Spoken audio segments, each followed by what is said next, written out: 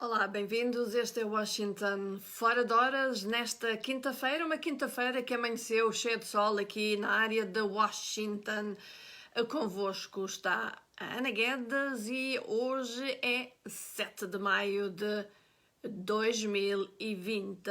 Espero que os nossos amigos internautas se juntem a nós em mais uma emissão deste Washington Fora de Horas. Um Washington fora de horas que, como habitual e devido aos constrangimentos e às restrições que nos são impostas pela pandemia do coronavírus, é transmitida a partir da casa de cada um dos elementos do serviço em português da Voz da América. E hoje está convosco, Ana Guedes. Vamos começar com Moçambique, isto porque o julgamento do homicídio de Anastácio Matavel, um observador eleitoral na província de Gaza, no sul de Moçambique, vai ter início no próximo dia 12, na cidade de Xai-Xai, no momento em que vários analistas dizem-se preocupados porque não acreditam que a justiça vai ser feita, tendo em conta a acusação do Ministério Público. Matavel, diretor do Grupo de Observação Eleitoral da Sala de Paz, recordam, na província de Gaza, foi morto no dia 7 de outubro do ano passado, uma semana antes das eleições gerais, num crime que envolveu 5 agentes da polícia, alguns dos quais se encontram, aliás, detidos. A família de Matavel exige do Estado moçambicano uma indemnização de cerca de 35 milhões de meticais, mas o Ministério Público diz que o assassinato ocorreu num feriado e não há provas que mostrem que os agentes policiais estavam em missão de serviço. O diretor do Centro para a Democracia e Desenvolvimento, Adriano Mavunga, rejeita o argumento apresentado pelo Ministério Público e afirma que a acusação do mesmo não tem qualidade e visa de responsabilizar o Estado moçambicano. Mas este é um crime de Estado, diz ele, porque foi executado por pessoas com uniforme policial e que usavam armas dadas pelo próprio Estado. Em Angola, a Procuradoria-Geral da República nega que os crimes tenham aumentado no país nos últimos tempos devido à libertação de presos perigosos, isto no âmbito das medidas de combate ao novo coronavírus. A reação surge depois de vários jornalistas terem denunciado nesta semana, em declarações à Voz da América, a soltura de criminosos altamente perigosos. O jornalista e diretor do jornal O Crime, Mariano Brás, garantiu que entre os detidos colocados em liberdade há indivíduos altamente perigosos que têm processo de assassinato e roubo. Brás acrescentou que essas solturas resultam-se de esquemas. O porta-voz da Procuradoria-Geral, Álvaro João, nega, todavia, a existência de aumento de crimes devido à libertação de determinados indivíduos e garante mesmo que, de acordo com as estatísticas dos piquetes da Polícia Nacional, a criminalidade nos últimos dias tem diminuído. Em relação a alegados esquemas na libertação dos presos, Álvaro João apela a denúncias mais concretas que, diz ele, caso sejam feitas de forma concreta, vão ser tomadas medidas, mas não basta só falar. Continuando em Angola, o Ministério da Agricultura e Pescas recebeu 850 cabeças de gado provenientes do Tchad no quadro do programa de repovoamento do Planalto de Catambela, na província do Kwanza Norte. Com a recepção deste lote, totalizam-se agora 4.351 cabeças de gado. O julgamento... Este é um acordo que foi feito entre o Tchad e Angola para o Tchad pagar uma dívida que tinha contraído com Angola. Portanto, a troco, o Tchad não tem dinheiro, Angola precisa de gado, portanto, o Tchad envia o gado para Angola. Portanto, esta é uma forma de pagar dívidas. Tomara que muitas das nossas dívidas fossem assim tão fáceis de pagar. Mas, continuando, vamos falar aqui da Guiné-Bissau, isto porque as forças de segurança ocuparam as instalações da Assembleia Nacional desde as primeiras horas da manhã, quando os partidos que detêm a maioria parlamentar, o PAIGC, a APU, o PDGB, o PND e a UM, anunciavam uma conferência de imprensa para as 10 horas, horas locais. Depois de alguma tensão e denúncias de que as forças de segurança pretendiam impedir a realização da conferência de imprensa, as forças de segurança abandonaram o local. À hora marcada, os partidos deram a conferência de imprensa, na qual reiteraram a obrigatoriedade do Presidente da República, Umaro Sissoko Embalo, de respeitar os resultados das legislativas de março de 2019, ganhas pelo PSC, e também a posição da CDAO de que deve ser formado um governo até ao dia 22 de maio. Não houve, por agora, qualquer reação por parte do governo nesta conferência de imprensa. A Voz da América tentou contactar o Ministério do Interior, mas com o titular da pasta infectado com o novo coronavírus, o edifício está deserto. Também de referir que recentemente o próprio presidente, Umaro Sissoko Embalo, entreteve de alguma forma a ideia da possibilidade de serem realizadas eleições legislativas antecipadas. Entretanto, vamos aqui fazer uma pequena pausa só para dizer que amanhã é sexta-feira, é dia de Angola Fala Só, e o Angola Fala Só desta semana tem como convidado Charles-Bois Poati. Ele é músico e espiritualista ligado ao candomblé e a umbanda. Ele, afirma-se, é temido, querido e amado por muitos angolanos. Gosta de honestidade, sinceridade e transparência. Ele tem uma longa carreira que começou no Pé no Palco, um programa na Rádio Nacional de Angola que muitos dos nossos amigos angolanos provavelmente recordam. Já gravou vários CDs e ele vai ser o nosso convidado. Este é um programa que, devido, como sabem, às restrições do coronavírus, é um programa pré-gravado, mas de qualquer forma esperamos que nos enviem as vossas perguntas, as vossas opiniões, os vossos comentários, que nós os faremos chegar ou colocaremos ao Charles-Bois Poati, o nosso convidado de amanhã. Portanto, esperamos então a vossa participação. Agora vamos então aos números da pandemia da Covid-19, que já matou 263.792 pessoas no mundo e infectou mais de 3,7 milhões, isto em todo o mundo, e desde que surgiu o vírus em dezembro na cidade chinesa de Wuhan. Em África, segundo a CDC África, nas últimas 24 horas, o número de mortes subiu para mais de 2.000, enquanto as infecções estão perto das 52.000. No lado positivo, o número total de doentes recuperados subiu e está agora em 17.590. Apenas 5 países em África concentram mais de metade de todos os casos do continente. Fala-se é África do Sul, Egito, Marrocos, Argélia e Nigéria. Nigéria que viu os casos de coronavírus aumentar drasticamente nos últimos dias. Entre os países africanos lusófonos, a Guiné-Bissau continua a ter mais infecções, 475, e 2 mortos. Não há números nas últimas 24 horas, mas segundo quem processa os testes, leva algum tempo porque têm mais testes do que têm de tempo e mãos para os processar. São Tomé e Príncipe tem 200 casos e 4 mortes. Cabo Verde registra neste momento 218 infecções, tem também 2 mortos. Moçambique continua com 81 infectados. Angola tem 36 casos confirmados de Covid-19 e tem 2 mortos. Moçambique, o Djibouti, Libéria, Paquistão, Filipinas, Serra Leoa, Togo e Zimbábue estão os países mais vulneráveis para quem a ONU pede hoje um aumento de ajuda financeira para poderem combater a pandemia do Covid-19. Segundo Mark Lowcock, o subsecretário-geral da ONU para os assuntos humanitários, o pico da pandemia deverá atingir os países mais pobres nos próximos 3 a 6 meses. Contudo, os efeitos da pandemia já se começam a verificar com descida de rendimentos, aumento do desemprego e a falta de alimentos, a subida de preços e também muitas crianças a passarem fome. Diz ele, a menos que tomemos medidas agora, temos de nos preparar para um aumento significativo de conflitos, fome e pobreza. Alertou, acrescentando que o espectro de vários períodos de fome aproxima-se.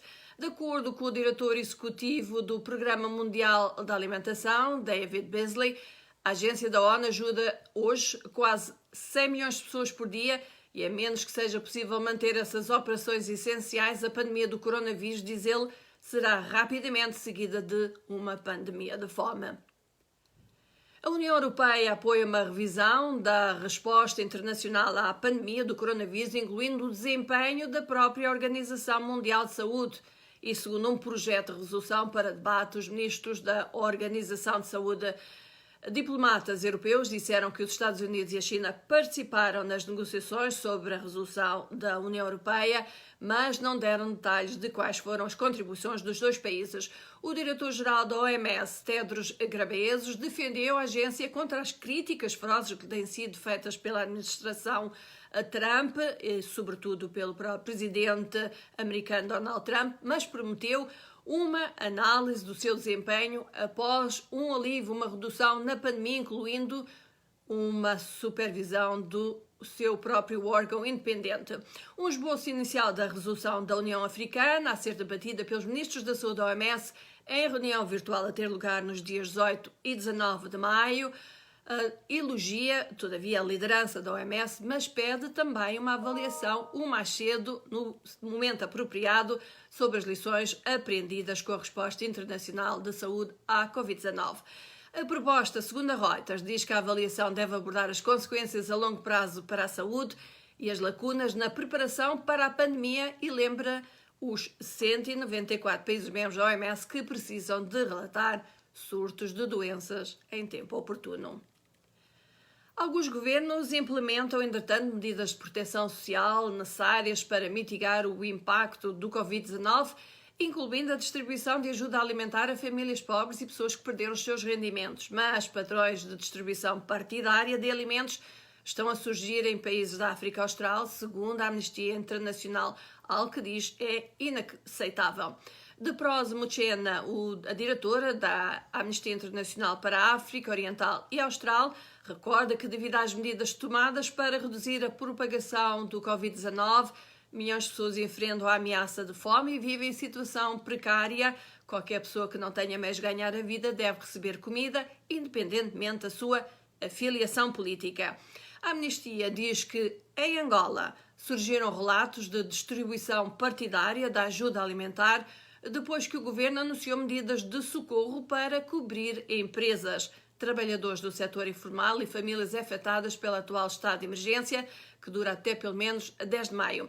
A distribuição de rações como milho, arroz, macarrão, açúcar e óleo de cozinha foi lançada depois do governo angolano anunciar um alívio nacional de mais de 550 mil dólares através do Ministério da Ação Social, Família e Promoção da Mulher.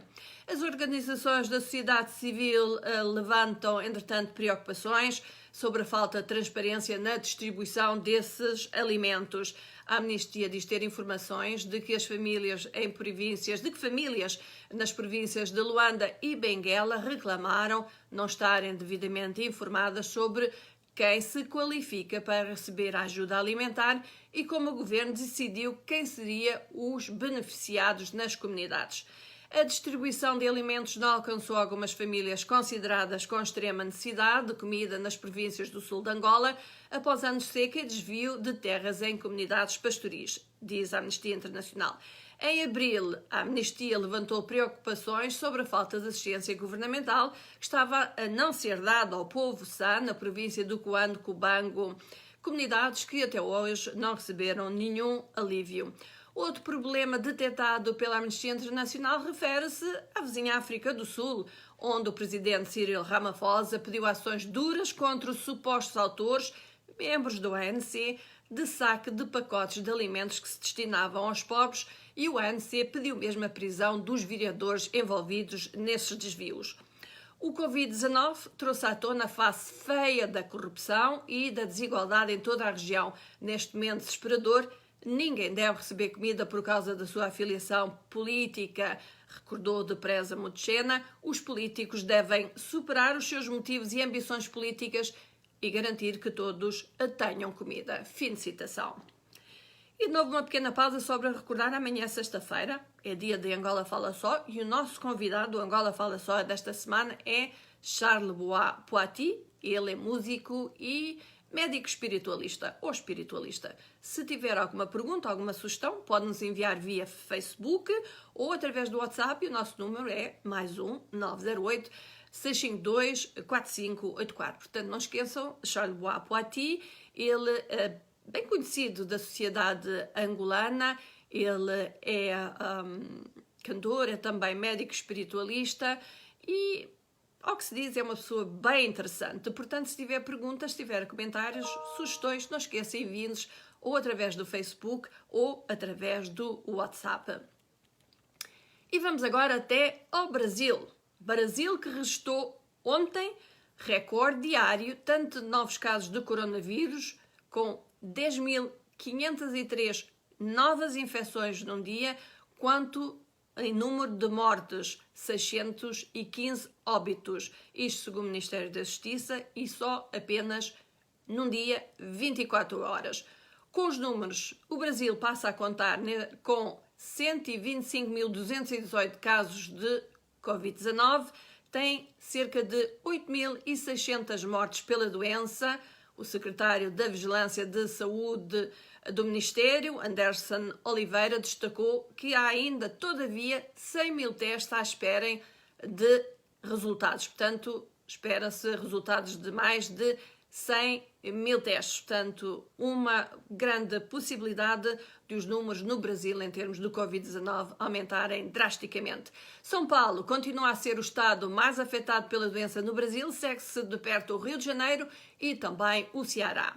Entretanto, o Ministro da Saúde, Nelson Teich, afirmou que recebeu um pedido do presidente Jair Bolsonaro para que ele fale um pouco mais sobre o Covid-19 à população, isto devido à curva de casos que se mantém em crescimento. O ministro falou pela primeira vez sobre a possibilidade de serem aplicados bloqueios completos, ou seja, um confinamento completo, como ferramenta para conter o coronavírus. Entretanto, foi também revelado que o porta-voz da presidência brasileira, o general Otávio de Rego Barros, de 59 anos, testou positivo para o novo coronavírus, isto segundo informou à imprensa local o gabinete do próprio militar. O general não apresenta sintomas, está em isolamento e junta-se assim aos mais de 20 membros do atual governo do presidente Jair Bolsonaro que contraíram o novo coronavírus. Entretanto, um tribunal exige que a presidência envie os resultados dos 2 testes feitos em março pelo presidente Jair Bolsonaro, que, segundo ele, deram negativo para o novo coronavírus. O tribunal diz que só os relatórios médicos não chegam, tem que ver os resultados dos próprios testes feitos a Jair Bolsonaro. E vamos agora até África. Djamena, capital do Tchad, vai ficar isolada do resto do país a partir de amanhã, sexta-feira, durante 15 dias. É uma medida para evitar a propagação do novo coronavírus num estado pobre e com um sistema de saúde debilitado. O Tchad divulgou oficialmente os últimos dados da pandemia, 170 infectados, 17 mortos pela doença, sendo que a grande maioria dos casos foi diagnosticada exatamente na sua capital, Djamena. Apenas vão ser permitidos veículos de transporte, mercadorias e géneros alimentícios a entrar na cidade, e isto só a partir das 22 horas locais. O uso de máscaras vai ser também obrigatório a partir de amanhã e em todo o Tchad. Um novo relatório revela que a resposta global à pandemia do Covid-19 está a ter consequências não intencionais, ainda que drásticas, nos serviços da tuberculose, com limitações nos serviços de diagnóstico, tratamento e prevenção, que devem aumentar o número anual de casos de tuberculose e mortes nos próximos 5 anos. Pelo menos 5 anos de progresso na resposta à tuberculose poderão ser perdidos, isto segundo um novo estudo da parceria Stop TB, em colaboração com o Imperial College, Avenir Health e a Johns Hopkins University, e que foi apoiado pela USAID. A tuberculose, recorde-se, é uma doença respiratória esquecida que ainda mata 1,5 milhões de pessoas a cada ano, mais de qualquer outra doença infecciosa. A incidência e mortes por tuberculose tem diminuído constantemente nos últimos 5 anos, em resultado da intensificação das atividades em países de alto risco, como é o caso da África do Sul. Continuando em África, as fortes chuvas no Quênia causaram inundações e deslizamentos de terra que deixaram 194 mortes e destruíram esculturas desde o início do dilúvio no mês passado, complicando a luta contra o coronavírus, isto segundo informou o governo. As inundações ocorrem pós chuvas igualmente mortais no final do ano passado e trazem uma segunda onda de gafanhotos com enormes enxames a formar-se no Quênia e outras partes da África Oriental. Um comunicado da presidência queniana diz que as pessoas estavam a ser evacuadas de áreas propensas a inundações em vários municípios, com grandes barragens atingindo a sua capacidade máxima. Quem não se recorda que isto é também muitas vezes o caso de próprio Moçambique, quando as pessoas vivem em áreas que são propensas a inundações e ocorrem chuvas temporais, com muita chuva, e os rios transbordam as suas margens. Entretanto, o Ministério da Saúde do Quênia diz que vai enviar máscaras e suprimentos essenciais de higiene para os campos deslocados pelas cheias para impedir exatamente a propagação do coronavírus. Até agora, o Quênia tem cerca de 400 infectados pelo novo coronavírus. Vamos agora falar de Israel. Isto porque o Parlamento, aliás, o Supremo Tribunal, é que decidiu que o primeiro-ministro Benjamin Netanyahu pode formar um novo governo, apesar das acusações de corrupção que pesam sobre ele. A decisão abre assim caminho que Netanyahu e o seu rival de centro, Benny Gantz, prossigam a formação de um governo de emergência. O tribunal também confirmou o acordo de coligação entre os dois e disse que ele vai exigir uma nova legislação. Um grupo de organizações sem fins lucrativos tinha contestado a legalidade do acordo. Netanyahu e Gantz dizem que esperam anunciar o novo governo a 13 de maio. Vamos agora falar de uma história que aqui falámos já na segunda-feira, quando aqui estivemos no Washington Fora de Horas, e que envolve os Estados Unidos e a Venezuela. Um ex-boina verde que assumiu a responsabilidade por uma incursão militar fracassada na Venezuela, um ex-boina verde americano, está sob investigação federal por tráfico de armamento. A investigação a Jordan Godreau está nos estágios iniciais e decorre após uma troca de comentários contraditórios que o próprio fez, desde que um pequeno grupo de combatentes voluntários que ele aconselhava lançou no domingo o último ataque visando derrubar o presidente venezuelano Nicolás Maduro. A Venezuela diz, entretanto, que vai julgar os 2 americanos supostamente capturados durante o ataque fracassado dos mercenários e, segundo disse o próprio Maduro, que exibiu na televisão os passaportes de Denman, de 34 anos, e Barry, de 41 anos, enquanto os Estados Unidos prometem tudo fazer, usar todas as ferramentas disponíveis para trazer de regresso aos Estados Unidos Denman e Barry. A Venezuela afirma, todavia, que os vai julgar na Venezuela e diz que a operação foi apoiada pela oposição, a oposição de Juan Guaidó, que é apoiado pelos Estados Unidos. Entretanto, os militares americanos confirmaram que Denman e Barry eram de facto ex-membros das Forças de Segurança dos Estados Unidos. Donald Trump negou qualquer envolvimento do seu governo nesta missão. Washington, por outro lado, acusou Maduro de lançar uma campanha de desinformação, mas a Rússia, que é um aliado próximo a Maduro, atacou Trump e descreveu as suas negações como não convincentes. Gondreau disse que foi contratado por Juan Guaidó, que os Estados Unidos e outras nações reconhecem como o líder legítimo da Venezuela, produziu um documento em que mostra uma assinatura de Guaidó, em que lhe paga exatamente por essa operação. Guaidó nega, mas nunca disse nada relativamente a esse documento. E estamos assim, neste Washington Fora de Horas. Gostava de dizer olá aos nossos amigos. Está aqui o Adjamo Jalou, Alimo Jalou, creio eu. Diz olá, boa tarde. Está em Lisboa. Um abraço para todos os profissionais. Agradecemos. Temos também o nosso amigo Daoud de Climane, Moçambique. E temos o Carlos Mel que diz: tanta gente, é mesmo esse maluco que estão a lhe convidar. Não sei bem de quem é que ele estará a falar, talvez nos possa dizer. E temos também outros dos nossos amigos internautas que estão connosco. Não se esqueçam, todos os dias nós estamos aqui durante 30 minutos para vos trazer notícias, trazermos informação.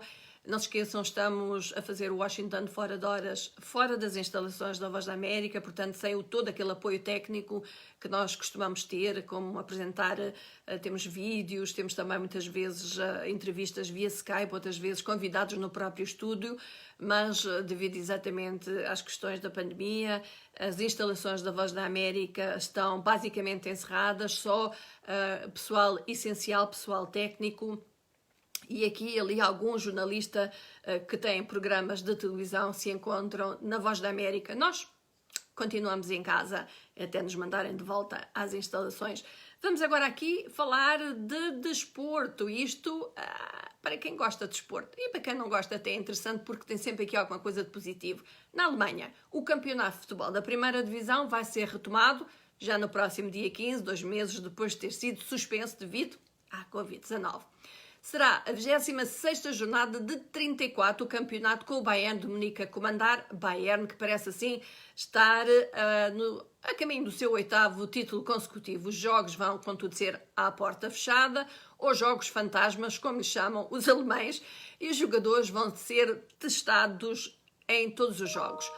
De Inglaterra vem, entretanto, a notícia de que a Liga Inglesa, os jogos serão também à porta fechada, com a ideia mesmo de proibir a troca, a habitual troca de camisolas no final do jogo entre os jogadores, que também estão, interessante, isto segundo o João Santa Rita, proibidos de cuspir no chão. A Itália, a boa notícia para o Juventus, onde joga Cristiano Ronaldo, seu colega argentino, Paulo Dybala, já se curou do coronavírus. Dybala foi testado 2 vezes e deu negativo. Já não está em isolamento para poder começar assim a treinar. Ronaldo, esse continua em isolamento porque chegou há poucos dias da Madeira, mas a Itália permanecem as dúvidas se o campeonato vai ou não regressar. Basquetebol americano, NBA, vai ou não recomeçar. Amanhã, sexta-feira, está prevista uma reunião videoconferência do diretor da NBA e do diretor da Associação dos Jogadores e na qual poderão participar mesmo os basquetebolistas. Amanhã, recorde-se, realizam-se os treinos das equipas das cidades onde já é permitido fazer desporto e a conferência de amanhã visa ser um fórum para os próprios jogadores colocarem as suas perguntas e as suas preocupações.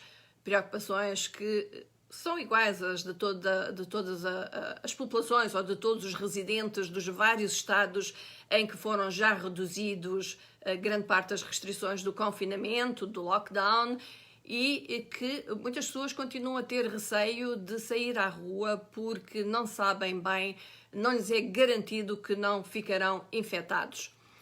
E estamos quase a chegar ao final deste Washington Fora de Horas. Não se esqueçam, o Angola fala só de sexta-feira com o Charles Boati. Não se esqueçam, se tiver perguntas, se tiver sugestões, comentários, envie-nos via Facebook ou através do nosso WhatsApp. O número é +1 908 652 4584.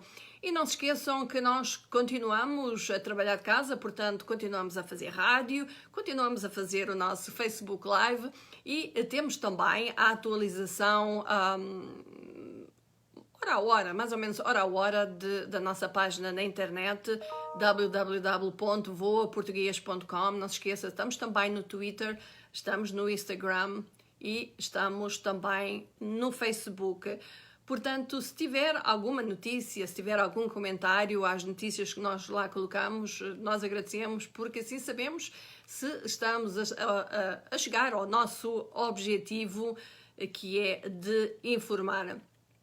E pronto, terminamos com Donald Trump, o presidente dos Estados Unidos, que vetou uma resolução do Congresso que procurava limitar os seus poderes de guerra no Irão. A Trump disse que emitiu o veto porque considerou a resolução muito ofensiva e também baseada em mal-entendidos de factos e de leis. O Congresso, recordes, aprovou em março último esta rara repreensão bipartidária ao presidente Trump em resposta aos temores entre os republicanos e os democratas de que a Casa Branca de Donald Trump estava a entrar em guerra com o Irão. E pronto, e assim se despede Ana Guedes. Este foi mais um Washington Fora de Horas, fora da Voz da América, fora da cidade de Washington, nos seus arredores. E não fiquem encomendados com estes plim-plins que volta e meia podem ouvir, é porque eu tenho o meu correio eletrónico aberto e estas são as mensagens a entrar. Portanto, não se esqueçam, enviem-nos as vossas mensagens, enviem-nos os vossos comentários, as vossas opiniões sobre o nosso trabalho. Podem fazê-lo através do WhatsApp, +1 908 652 4584. Ou através do Facebook. Por que não? E assim se despede de todos. Ana Guedes, com um abraço. Espero que fiquem bem. Até amanhã, sexta-feira. Um bom fim de dia de quinta-feira para todos. Tchau, tchau. Bye, bye.